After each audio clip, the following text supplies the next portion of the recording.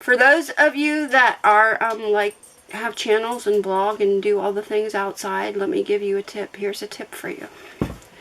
I have a windscreen, which is nothing more than this puff ball.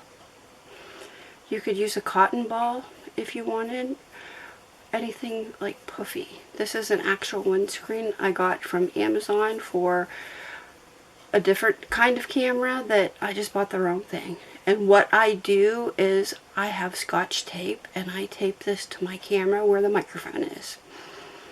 So yeah, you're not going to be able to see it because it's going to be actually on the camera, but I Scotch tape this down and it will usually last me all summer. Scotch taped to the top of my camera.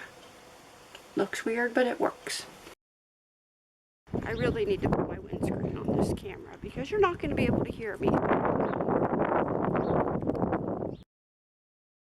Now, when you put the windscreen on your camera, and I just Scotch tape it on, make sure that you don't Scotch tape the microphone because then you won't be able to hear. You need to Scotch tape around the microphone. Yeah, do that.